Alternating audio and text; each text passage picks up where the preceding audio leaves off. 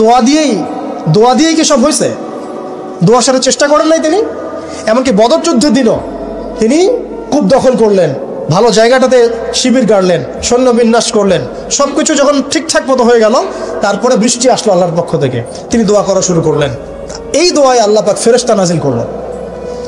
তাহলে কি আমাদের কাছে একমুখী না সব কিছু করতে হবে? এখন আমাদেরকে এই ল্যাকিংসগুলোকে খুঁজে বের করতে হবে। আমাদের ল্যাকিংস কোথায়? এই ইমানের দুর্বলতা, জীবনের উদ্দেশ্যে দুর্বলতা। আমরা দুনিয়াদার হয়ে গেছি, ভোগবিলাসী হয়ে গেছি, আমরা আমাদের ঐতিহ্য ভুলে গেছি, আমাদের শেকড় ভুলে গেছি, আমলে ঘাটতি হয়ে গেছে, হারামখোর হয়ে গেছি, আমরা জেনাকার হয়ে গেছি, আমরা ফ্রি মিক্সিং করতেছি, পরকীয়া করতেছি, ঘুষ খাচ্ছি, দুর্নীতি করতেছি, সুদ খাচ্ছি, আমরা করতেছি। এগুলো পশ্চিমারা করতেছে না। আমাদের ল্যাকিংসগুলোকে আমাদেরকে দূর করতে হবে। ইলমের ঘাটতি হচ্ছে, আমলের ঘাটতি হচ্ছে, আলেমদের সাথে সোহবত নাই, তাসকিয়া নাই, পড়াশোনা নাই।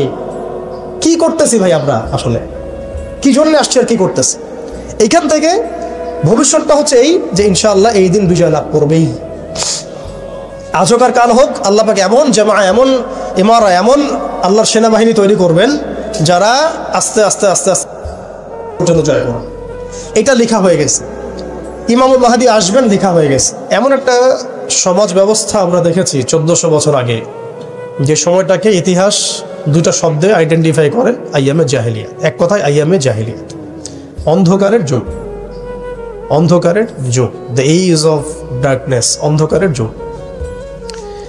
এই অন্ধকারের যুগ আল্লাহ রাব্বুল আলামিন মাত্র 23 বছরের ব্যবধানে একটা কিতাব নাজিল করে, একজন নবীকে প্রেরণ করে, একজন নবীর সুন্নাহ দিয়ে, এবং একটা জামা, সাহাবায়ে কেরামের জামা, মানে ঐক্যবদ্ধ একটা প্ল্যাটফর্ম, এটাকে দিয়ে আল্লাহ রাব্বুল আলামিন মাত্র উইদিন 23 ইয়ার্স, মানে মাত্র 23 বছরের ব্যবধানে আল্লাহ রাব্বুল আলামিন এই সমাজের চিত্রটাকেই পরিবর্তন করে দিয়েছেন।